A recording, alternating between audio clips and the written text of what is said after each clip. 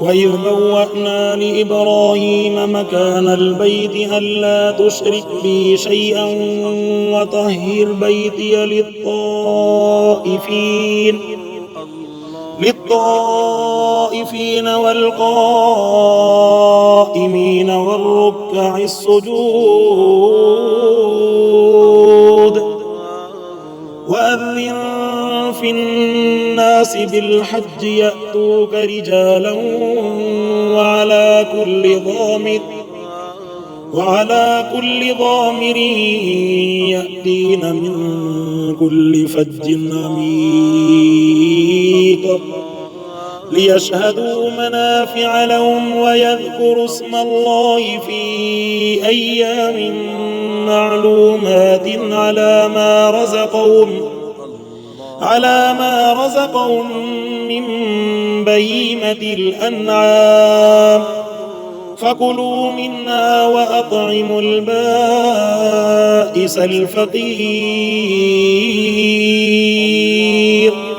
صدق الله العلي العظيم.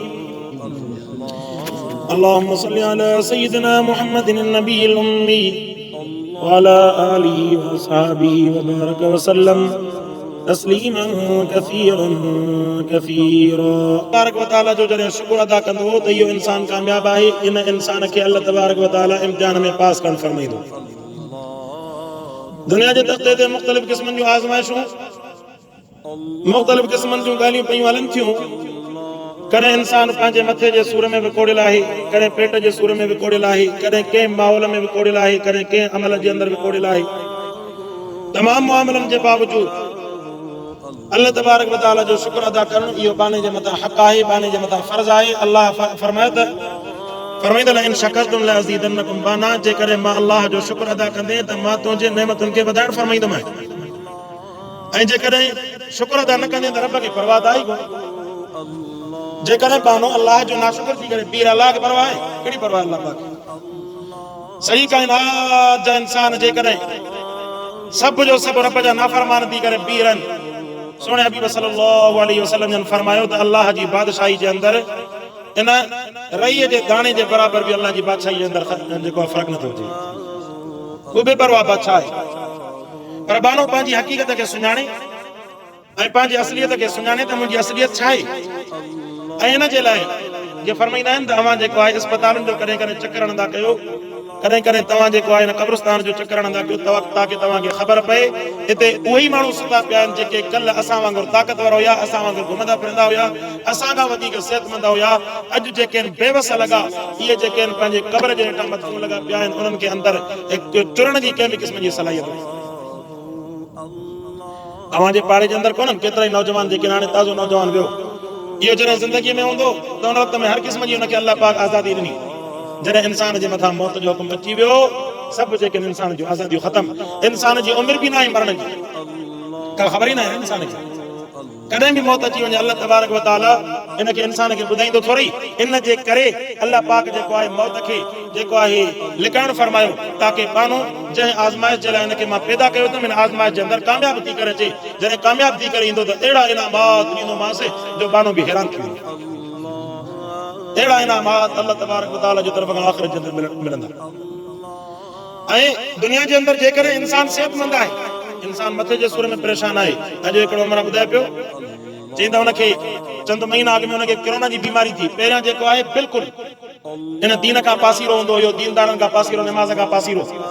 जॾहिं हिनखे बीमारी थी, बीमारी थियण खां बाद में मालदार माण्हू हुयो ऐं मालदार हुजण जे करे पंहिंजो पाण खे प्राइवेट अस्पताल जे अंदरि दाख़िल कई. हिकु ॾींहं जो ख़र्चु ॿुधायूं त हिकु ॾींहं जो ख़र्चु 1,16,000 रुपया हिकु ॾींहं जो ख़र्चु 24 कलाकनि जो. कोरोना जी बीमारी थियसि, साह जा जेके सिलेंडर हुनखे लॻा. 20 ॾींहंनि खां बाद में हुन ॿुधाए पिए त जेको आहे मां ॼण त मौत जी कैफ़ियत ॾिसी करे मां मोटी हुयमि. अल्लाह मूंखे वरी हिकिड़ो चांस ॾेई छॾियो, मर्ज़ी जो मालिक आहे. ऐं वरी इहा बि रब जी मर्ज़ी आहे, कॾहिं इंसान खे अल्लाह पाक चांस ॾे त सुधरी वञे, कॾहिं वरी चांस ॾे त वरी रांदो बिगड़ी वञे. इमाग में वाक़ियो अर्ज़ु कंदो आहियां त हिकिड़ो हुकेम जे अंदरि हिकिड़ो बिजली जो मुलाज़िम हुयो, मथे जेको आहे 11,000 जी जेका आहे लाइन पियो वञे. चयो ये चोर जेके आहिनि ॿारंदा त पोइ वपडार 11,000 कटिया त वरी पाण वरी उनखे ख़बर आई त हिन टाइम ते लाइट हूंदी आहे. 11,000 जी लाइट बि कटिया. 11,000 जी तार में अचानक बिजली आई, धमाको जो थियो त वञी हेठि ज़मीन ते आईंसि. सॼी हालत अहिड़ी थी वियसि जो सकरात जी हालत में वञी करे सिविल अस्पताल में दाख़िल थियसि। सकरात जी हालत असां जॾहिं पुछण वियासीं त हथ वधी करे रोई करे हथ बि ॿधे, जेको सॼी ज़िंदगी नमाज़ कोन पढ़ंदो हथ बि ॿधे, सम्झे कोन आसरो आख़िर में बि पोइ बि अलाह जो रस्तो आहे। त हुनजी इहा आजिज़ी ऐं उनजा जेके आहिनि बचड़ा जेके आहिनि उहे रड़ियूं पिया कनि। साईं दुआ करो अल्लाह पाक जेको हिनखे हयात ॾे। सो इंसानियत जो दर्द त हर इंसान खे आहे, असांखे भला दुआ घुरण में छा थो थिए, हुननि जो एतिरा इलाज कया, असां बि दुआ घुरीसीं। दुआ जे दौरान जेको आहे ॻोड़ा बि करी पिया, अल्लाह पाक इख़लास सां दुआ घुरीसीं। 20 ॾींहंनि 15 ॾींहंनि खां बाद में अल्लाह पाक हुनखे सिहत ॾियणु शुरू कई। 2-3 महीननि खां पोइ सिहतमंद थी वियो, हथ हुनजो बेकार थी वियो, पर साॻो वरी बेनमाज़ी वरी निभाउ खणंदो हुयो, साॻो उहा ई हालत। जीअं चवंदा न कुते जो पुछो विंडो जो विंडो साल खनि जो नड़ में विधंसि, वरी जो करे वरी विंडो जो विंडो। वरी कंहिंखे वरी अल्लाह तबारक व तआला सुधरण जी तौफ़ीक़ ॾे। जीअं मार्ज़ कयां पियो त मालदार माण्हू 20 ॾींहं जेको आहे हुन में अस्पताल में दाख़िल रहियो ऐं 20 ॾींहं अस्पताल में दाख़िल रहण खां बाद में हुन चयो त मूंखे बिल जो बिल घणो थियो, 35 लख रुपया बिल थियो, 35 लख। हुन त बिल अदा कयो, पर हुन चयो त हुनजो मूंखे तफ़सीलात ॾियो, तफ़सीलात हिनजी छा आहे, ॿिया त दवाऊं दरमल हर शइ, पर जेका ऑक्सीजन आहे सिर्फ़ु 20 ॾींहंनि जी ऑक्सीजन जो हुन बिल कढायो त 20 ॾींहंनि जी ऑक्सीजन जो बिल हुनजो 9 लख रुपया। त उन वक़्त में उनजे दिमाग़ जेको सोचणु शुरू कयो त अल्लाह पाक हेतिरी ज़िंदगी मुफ़्त में ऑक्सीजन ॾे पियो, अल्लाह तबारक व तआला मुफ़्त में साह जेको आहे अंदरि खणा पियो, वरी ॿाहिरि उछलायां पियो, पिपड़ंदे पहुचे पियो, सिहत ॾे पियो। मां एतिरो वक़्तु अल्लाह तबारक व तआला जो शुक्र अदा न कयुमि। उन वक़्त में उनजो ज़हन फौरन तब्दील थी वियो। हाणे ॾींहं राति हिकु हिकु साह ते चवंदा कोशिशि कंदो आहियां त पंहिंजे मिठड़े रब जो शुक्र अदा कयां। नमाज़ी बि 5 वक़्त थी वियो, रोज़ायत बि थी वियो, ऐं जेको आहे क़ुरान जी तालीमात खे पढ़ण बि शुरू थी वियो, दीनदारनि सां पंहिंजो पाण खे उथण वेहण वारो तरीक़ो बि सिखी वियो। हाणे इन जेको आहे आज़माइश हिनजे मथां आई, अल्लाह हिनखे मौक़ो ॾिनो, इन मौक़े खां बाद में सुधरी वियो, अहिड़ो बानो जेको आहे जन्नत कमाए वियो। इहो मौक़ो आहे अल्लाह पाक जो। ऐं ॿियो हिकिड़ो माण्हू हुनजो वाक़ियो अर्ज़ कयां त उहो वॾो चङो भलो माण्हू अॻे वक़्त में मशहूरु हूंदो हुयो, नालो बि हुनजो मशहूरु, बहरहाल कहिड़ो बि मुंहिंजो वाक़ियो ॿुधाइण मक़सदु आहे त कंहिं माण्हू सां मुंहिंजी मुलाक़ात थी, हुनखे चईं त मुंहिंजे लाइ दुआ कजांइ। चई छो, हाणे त सिहतमंद, की बाज़ार मां सिहतमंद आहियां, पर अंदरूनी तौर ते मूंखे हिकिड़ो वॾे आंडे जो अहिड़ो इन्फेक्शन लॻो पियो आहे जो मां पंहिंजो पाण पैखानो न करे सघंदो आहियां। रोज़ानो अस्पताल में वञी डॉक्टर मूंखे पेट ते लेटाए करे अंदरि मशीन हणी करे पैखानो मुंहिंजो ॿाहिरि। इन वक़्त में इंसान जेको आहे नज़र करे, उहो इंसान जेको पाण खाए थो पाण वरी हेठां कढे थो, इहे मुंहिंजे अल्लाह जा करोड़ एहसान। इहे जेकॾहिं इंसान नज़र कंदो न काइनात जे तख़्ते ते, इंसान अल्लाह जी केतिरनि हज़ारे नेमतुनि सां भरियो पियो आहे। ऐं इन्हनि नेमतुनि खे ॾिसी करे सिर्फ़ु जेको ईअं न आहे त इंसान जेको आहे ताजुब करे, बल्कि इन्हनि नेमतुनि खे ॾिसी करे ऐं उनखे पंहिंजे अखियुनि जे साम्हूं एतिरा वाक़िया इंसान ॻोल्हींदो न, खोड़ वाक़िया तव्हांखे पाड़े में मिली वेंदा। केतिरा बीमार पिया आहिनि, सिहतमंद हूंदा त हीअं करे हलंदा हुआ, जॾहिं बीमार थिया आहिनि त जेको पोइ उन्हनि खे पाणी बि खट ते ॾियण वारो कोन्हे। जॾहिं पंहिंजी ताक़त वारा हूंदा त दुनिया खे जेको आहे लाजवाब करण वारा हूंदा, हाणे जेको आहे क़बर जे अंदरि पिया आहिनि, अॼु हुननि जो को नालो निशान वठण वारो कोन्हे। खोड़ जेके मामला असांजे इर्द गिर्द इहे वाक़िया वेड़ा पिया आहिनि, पर को हुजे त हिन मां सबक़ु वठे। सुभाणे इहे बि असां जहिड़ा हुया, असांजो बि सुभाणे हाल अहिड़ो थियण वारो आहे, असांजे मथां बि मौत अचण वारो आहे, असांजे मथां बि आज़माइश अचण वारी आहे। कामयाब इंसान उहो थी वियो जंहिं हर हाल में मिठड़े अल्लाह जो शुक्र अदा कयो।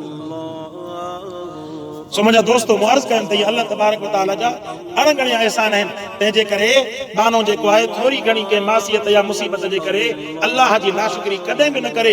ऐं नाशुक्री न करण सां गॾोगॾु जेकॾहिं के बाननि जा हक़ हुन जे तरफ़ रहियल आहिनि त पंहिंजे मथां उन ॿार खे लाइण जे लाइ उन बाने जो जेकॾहिं कर्ज़ जी सूरत में हक़ आहे, उहो कर्ज़ हुनजो लाइ, जेकॾहिं हुनजी का सम्झो त ख़यानत कई अथई या हुनखे ईज़ायो अथई, उहे पंहिंजा कर्ज़ लाहींदो वञे, न त सुभाणे जेको आहे इन्हनि जो जॾहिं वबाल ऐं आज़माइश ईंदसि त इहो हिते पूरो ई कोन पवंदो। अल्लाह तबारक व तआला क़ुरान जे अंदरि फरमाईंदा, असां इंसान खे हिदायत जो रस्तो बि ॾिनोसीं, जिन हिदायत जो रस्तो, जिन कलमे वारो रस्तो अपनायो, फरमाईंदा उन्हनि जे लाइ भलाई भलाई आहे, सिरात मुस्तक़ीम वारो रस्तो असां उन्हनि खे अता फरमायोसीं। ऐं जिन वरी नाफ़रमानी कई, अल्लाह जे हुक्म खां इनकार करे बीह रहिया, फरमाईंदा पोइ उन्हनि जे लाइ वरी जहन्नम खे तयारु कयोसीं। फरमाईंदा वमन युरिद फीहि बिइल्हादिन बिज़ुल्मिन नुज़िक़हु मिन अज़ाबिन अलीम, असां उन्हनि जे लाइ दर्दनाक अज़ाब खे तयारु कयोसीं। फरमाईंदा वइद बव्वअना लिइब्राहीम मकानल बैत, सूरह हज आयत नंबर 26 का तिलावत है।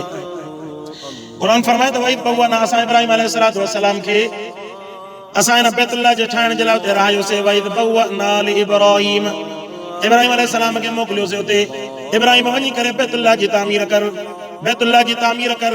इब्राहिम अलैहिस्सलाम के अल्लाह तबारक व तआला पंहिंजी कुदरत सां लिखंदा त फरमायो त मथों जेको आहे हिकिड़ो ककर जो हिस्सो आयो, जे ककर जे हिस्से उते अची करे छांव कई, वरी तेज़ हवा हली, तेज़ हवा जो हली त आदम अलैहिस्सलाम खां वठी करे जेके बैतुल्लाह जा नक्शा उते ठहियल हुया, उन बैतुल्लाह जे नक्शनि खे उन हवा ज़ाहिर करे छॾियो।